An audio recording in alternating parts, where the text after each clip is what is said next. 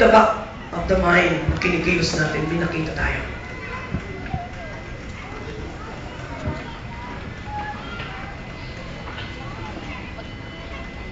Whether we like it or not. Sa latest survey po, karamihan ng mga modelo na gusto, iba gusto nila si Spider-Man, gusto nila si Superman.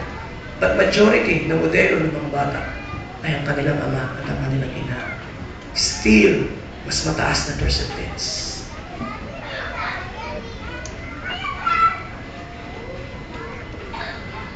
Sometimes nakakalimutan natin yung basic. Ako po yung magsisimula na sa topic ko. Kasi my topic is taking a stand for your family. Pumunta lang ako sa pamilya. Anong mga atake na dapat protektahan ng pamilya? Are you still there? Just give me 15 more minutes. Number 1, setting aside divine order. Ang numero 1 atake ng kaaway ay the devil knew na kung masira niya ang order ng pamilya, the family will be destroyed.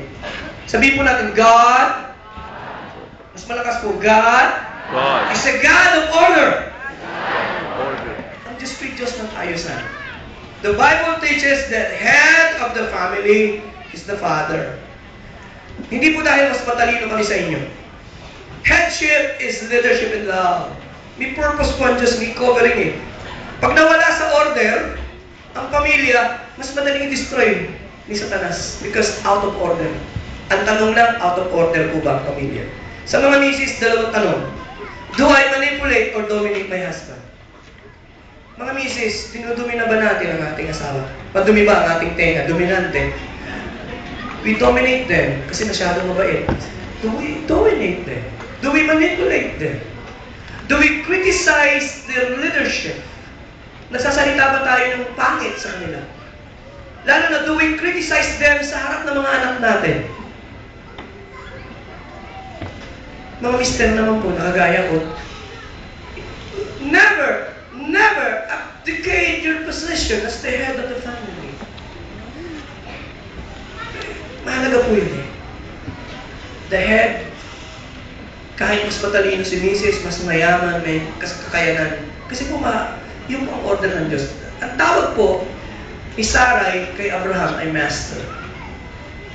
Sapagkat ganun yung pinahalagahan ng kanyang asawa. Ang number 1 na kailangan ng isang lalaki, Mrs., kung di pa po nyo alam kayo, respect. They wanna be respected. They wanna be appreciated. Gusto nilang maramdaman kasi sila lamang ang prinsipe ng buhay ni Mrs. Ganun din naman si Mrs. Kaya pag hindi po nasa-satisfy, nagkakaproblema ang pamilya. Pangalawa po, moral impurities. Sabihin natin, moral impurities. Pinapasok po ni Satanas yung adultery in the family. Kaya po ang Diyos ay naglagay ng utos na pang-7 sa 10 Commandments. You shall not commit adultery. Pag nakapasok po yung adultery sa pamilya, nag-destroy po ang pamilya. 3 po ang gapos ng pamilya. Una, the spiritual wedding. Spiritual po yung covenant eh. Covenant yan sa Diyos ninyo.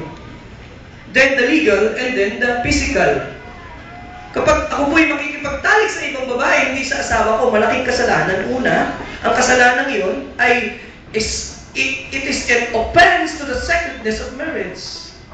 And it is also an offense to the sacredness of the human body because the human body ay tinubos ang dugo ni Jesus, temple of the Holy Spirit. Pag nagkukumit tayo ng fornication, adultery, sinusugatan natin ang ating kaluluwa. Tumingin po kayo, ang pinakamalalalim na sugat ay sugat ng adultery. Kahit anong paligo ang gawin mo, hindi ka makakalaya dyan. Ang sugat po yun ay sumusugat sa kaluluwa. Kaya iniingkalit si Satanas na maging unfaithful at ang pinakamalaking kasalungalingan ni Satanas, alam niyo po, Mr. and Mrs. Itatanim ni Satanas sa isip mo, masarap makipagtalik sa labas ng marriage. Mas masarap siguro kung asawa nila, o sige nila, a big lie from the devil.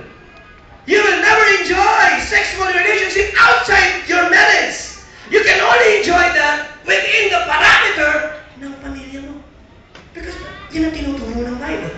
Kaya isang trap na maniwala ka kay Satanas na mag-i-enjoy ka kung ibang babae o ibang lalaki ang makakaliig mo. That's wrong. And whether we like it or not, napakatindi po ng temptation. Actually po, battle yan eh.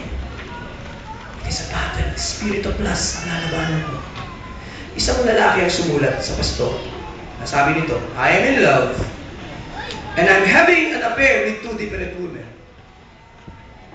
Pero sabi niya, please, don't give me that morality stuff.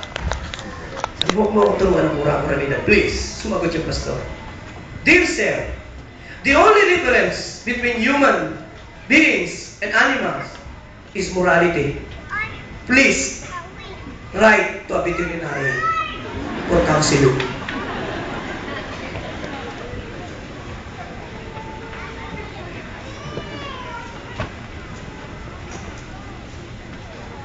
Adultery. Let me pray for a while. Father, I pray that the spirit of unfaithfulness and the lust of flesh will be lifted in our midst. And Father, I pray that there be healing today ng mga sugat na ito sa inyong mga anak. Lord, teach us to fear you.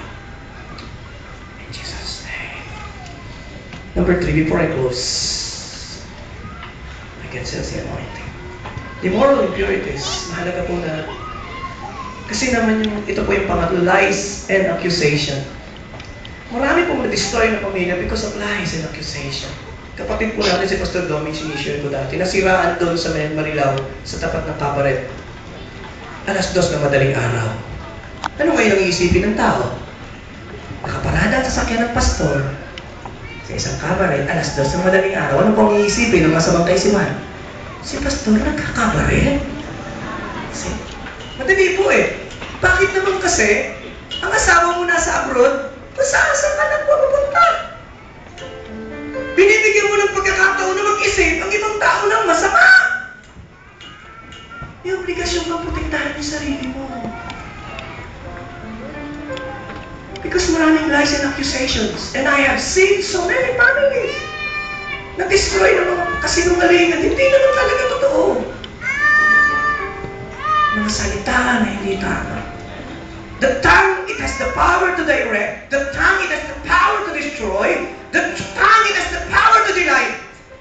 Kapag tinwist po nyo yung truth, you are destroying a family.